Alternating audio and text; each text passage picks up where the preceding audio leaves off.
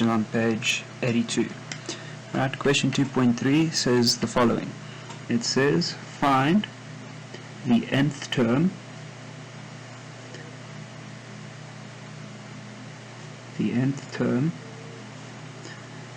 or the rule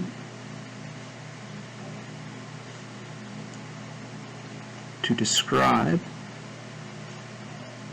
the following sequences.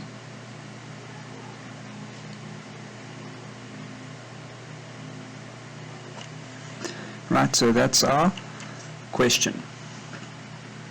So let's have a look. In question number A, they give us the following sequence. So what do we need to do? We need to find the nth term, that's the formula, or the rule that describes the sequences. How do these sequences occur? So the first sequence we're given is 2, then 5, then 8, and then 11. Right, so over here, this sequence has a bit of a pattern to it. Right, if we have a look, to get from 2 to 5, how does the sequence work? So it adds a value every single time to get the next number. So to get 5, we start with 2, and then we add 3. Once we're at 5, to get the next term, we have to add 3 again. So 5 plus 3 will get us to 8. To get from 8 to 11, we have to add 3 again.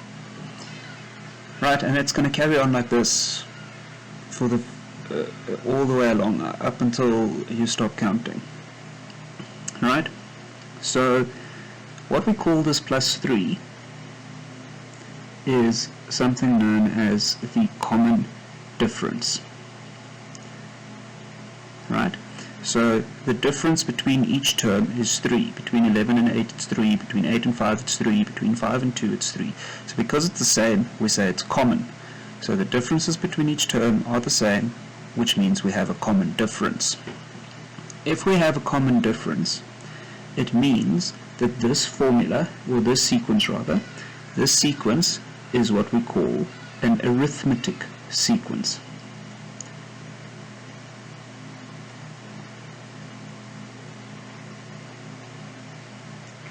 Now, an arithmetic sequence has a specific formula that creates the sequence, right? That formula is written as follows.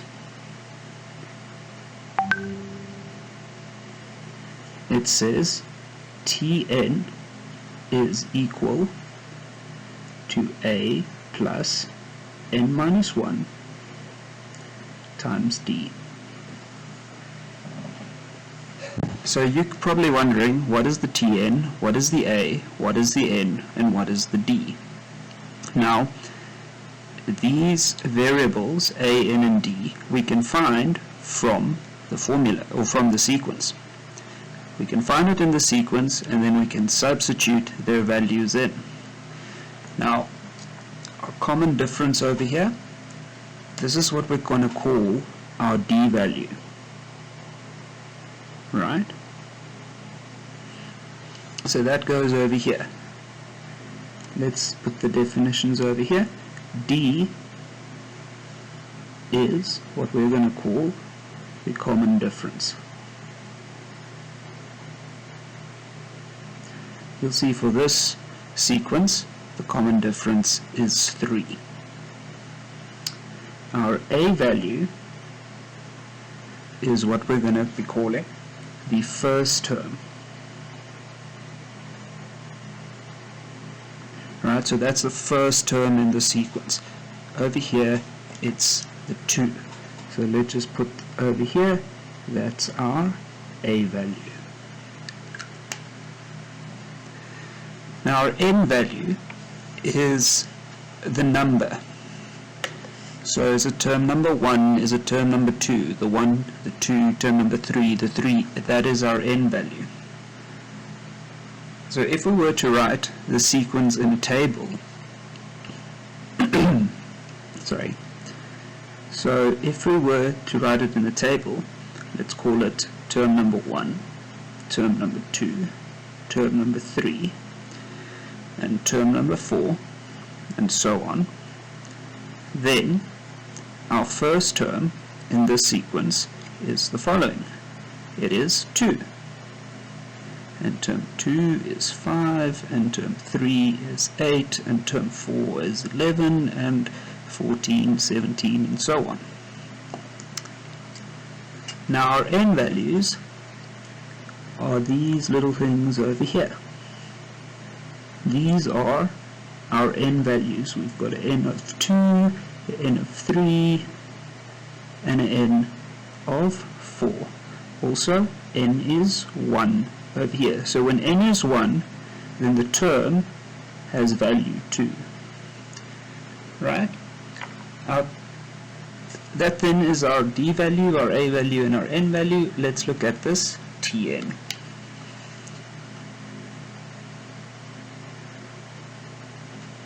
So our Tn is the value, right? So in this case, it would be the 2, the 3, the 5, 2 plus 3 is 5, plus another 3 gets us to 8. So these would be our Tn's.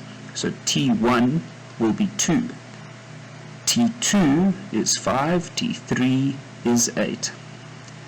But the Tn can also refer to our formula, which we call the nth term. Right? That's what they're asking for over here. So we can create a formula where we put the variable n in instead of using the numbers 1, 2, 3, and 4. And then we can find the formula that would give us these values when we put in 1, 2, 3, and 4. So the formula generates the sequence. How does it work in this case? So let's have a look. We know that we've got 2, 5, 8, and 11. We see that the common difference is plus 3. Our first term, a, is 2. So let's just write all that down. A is 2, our d is 3, and we know it's an arithmetic sequence. So we know we can use the formula Tn is equal to a plus n minus 1 times d. We then substitute these values in to find the Tn formula. This will give us a, which is 2, plus n minus 1, which is 3.